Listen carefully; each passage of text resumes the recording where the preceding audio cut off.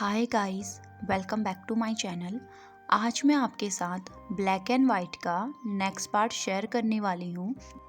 Last part में हमने देखा था म्याम्या और वांगजी ने अपनी तलवार निकाल ली थी।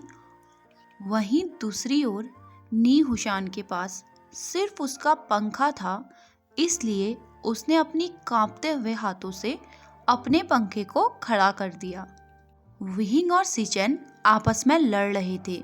वांगजी और म्याम्या सैकड़ों पपेट को मार रहे थे। तभी कुछ पपेट्स नी हुशान के पीछे भी गए, लेकिन वो उनसे लड़ना छोड़कर भागने लगा था। उसे देखकर ऐसा लग रहा था जैसे वहां पर चोर पुलिस का खेल चल रहा हो। अब सूबियान भी बहुत अग्रेसिव हो गई थी और उसे हैंडल कर पाना विहिंग के बस के बाहर था। इससे पहले कि सिचेन का सर उसकी बॉडी से अलग हो जाता, लैन हुआन ने पीछे से आकर सिचेन के शोल्डर पर स्पेल लगा दी, जिससे वो मूव नहीं कर पा रहा था। अब लैन हुआन अपनी नजरें घुमाकर पपेट्स की तरफ देखता है। वहां पर 100 से ज्यादा पपेट्स थे, जिनसे म्याम्या और वांगजी लड़ रहे थे। हुआन ने अपने दोनों हाथों को घुमाते हुए एक राउंड लिया, जिससे उसके हाथों से एक ब्लू लाइट निकली और देखते ही देखते वो सारे पपेट्स हवा में राख बनकर उड़ गए। अब हुआन विहिंग को ग्लेयर करते हुए कहता है, यूजलेस। विहिंग कुछ कह पाता इससे पहले ही वांगजी ने पीछे से आकर उसका हाथ पकड़ लिया, जिससे वो चुप हो गया। अब उन सभी की नज़र सिचेन पर थी, जो अभी अपनी बॉडी को मूव करने के लिए स्ट्रगल कर रहे थे। तभी हुआन उन सभी को पीछे हटने के लिए कहता है। अब वो सिचेन को एग्जामिन करने लगा था। वो उसके चारों ओर घूम रहा था।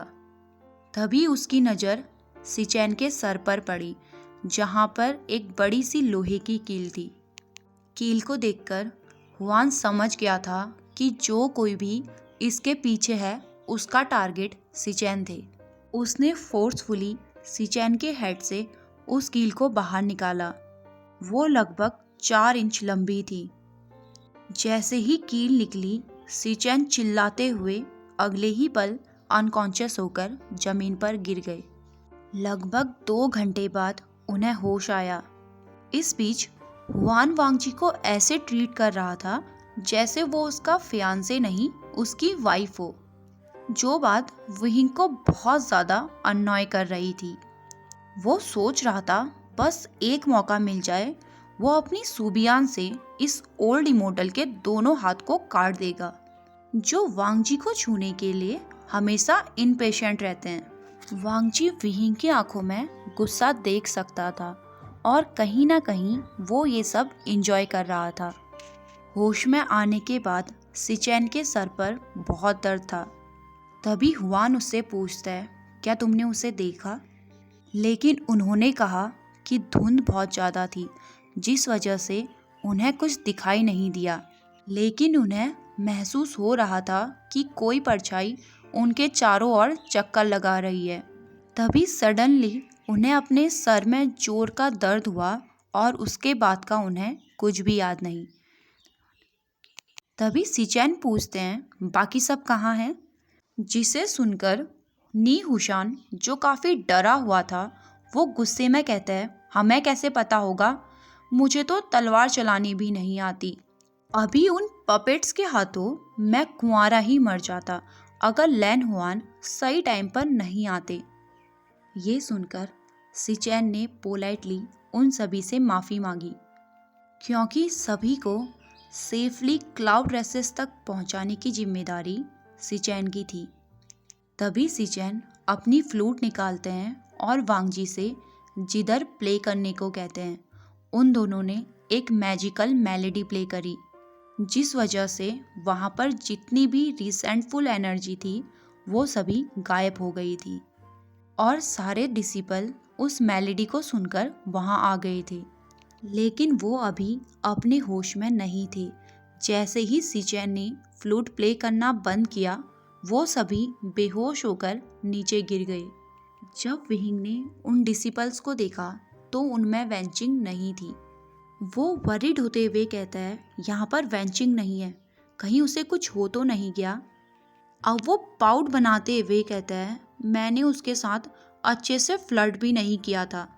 ये सुनकर म्याम्या और वांगजी वो दोनों ही उसे गुस्से में ग्लेर करने लगे।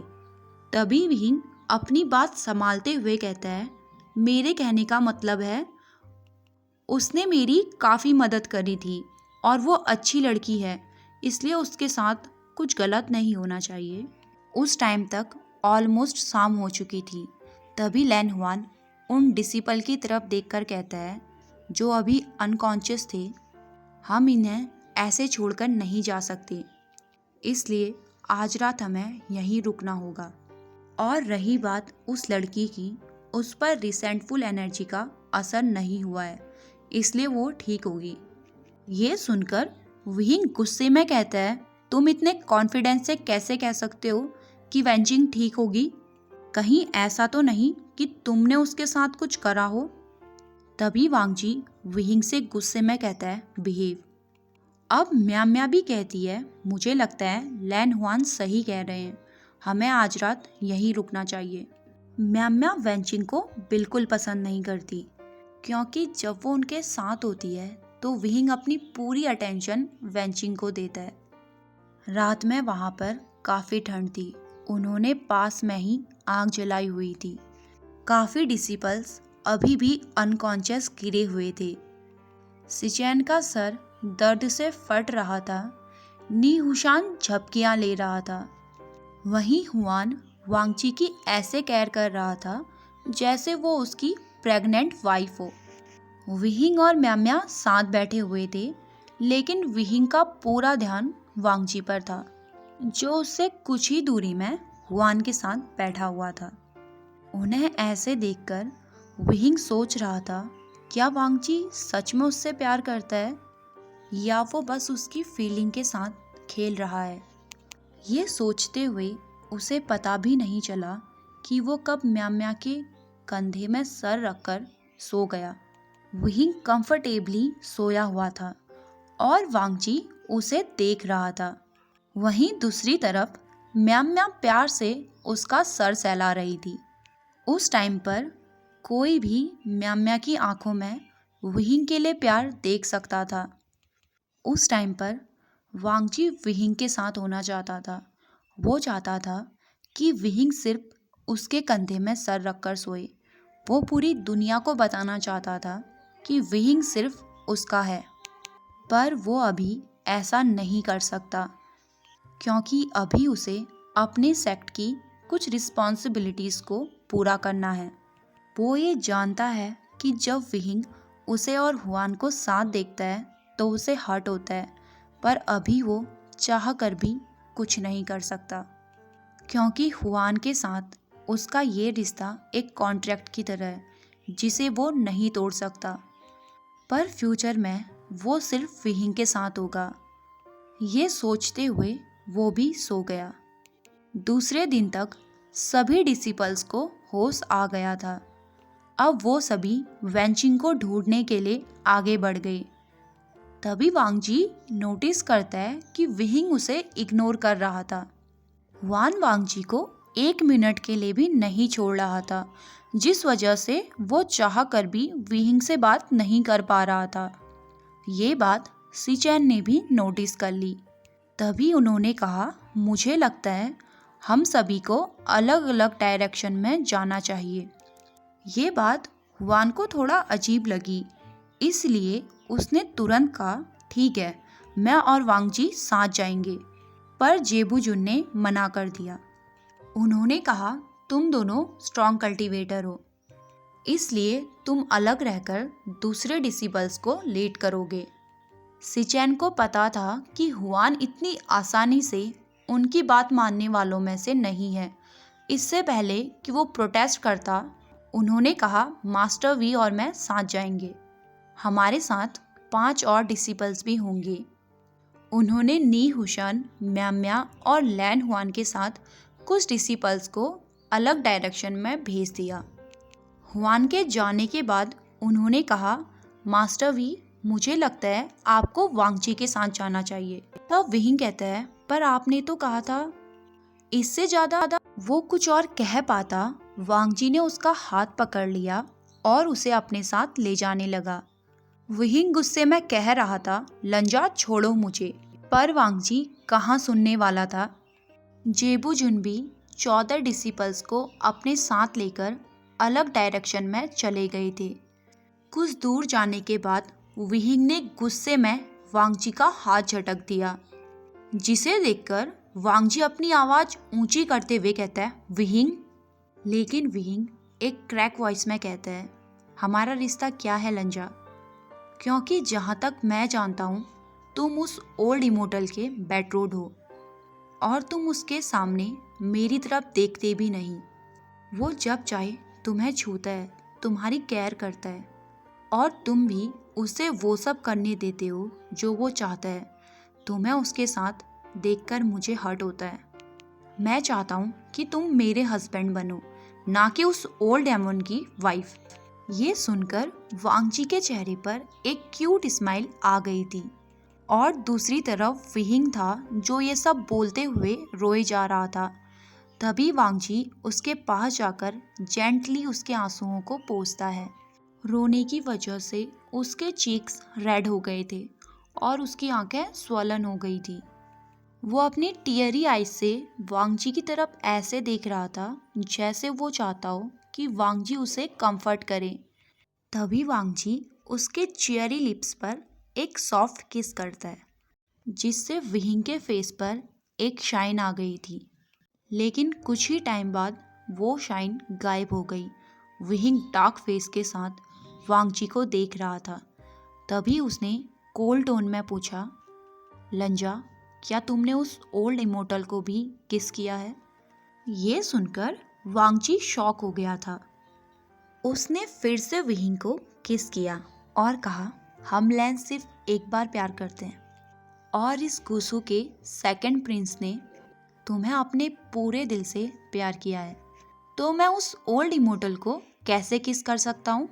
ये सुनकर विहिंग गीगल करते हुए हंस रहा था। वांगजी ने कंफ्यूज होकर पूछा, तुम हंस क्यों रहे हो? तब विहिंग कहता है, तुमने पहली बार हुआन को सीनियर की बजाय ओल्ड इमोर्टल कहा। ये कहकर वो जोर जोर से हंसने लगा। तभी वांगजी कहता है, मेरा विहिंग उसे ओल्ड डेमन, इमोर्टल और न जाने क्या क्या कहता है, तो क्या मैं नहीं कह सकता? अब वो दोनों ही हंस रहे थे। विहिंग ने वांगजी की नेक पर अपने दोनों हाथों को ग्रैब कर लिया। उसने धीरे से वांगजी के कान में विस्पर करते हुए कहा, मुझे किस करो लंजा, जब तक मुझे ये ना लगे कि तुम सिर्फ मेरे हो। ये सुनते ही वांगजी के चेहरे पर एक टीजिंग स्माइल आ गई थी। इससे पहले कि वो एक फैशनेट किस शेयर करते, पास ही के एक लकड़ी के मकान से एक बूढ़ी औरत की कर्राने की आवाज़ आने लगी थी। जब उन्होंने उस घर में जाकर देखा तो वहाँ पर लगभग 80 साल की एक बूढ़ी औरत थी जो लकड़ी की चारपाई पर लेटी हुई थी। उस घर की कंडीशन काफ़ी ख़राब थी। सारा सामान बिखरा हुआ था। कुछ कांच के टुकड़े थे जो उसके बेड के नीचे पड़े हुए थे। तभी वो बूढ़ी औरत एक गहरी सांस लेती है, जिसे देखकर विहिंग और वांगजी तुरंत ही उसके पास चले गए। उस औरत को सांस लेने में परेशानी हो रही थी। तभी वांगजी उसे अपनी स्पिरिचुअल एनर्जी देना स्टार्ट कर देता है, जिससे कुछ देर बाद उस औरत की ब्रेथ नॉर्मल हो गई थी।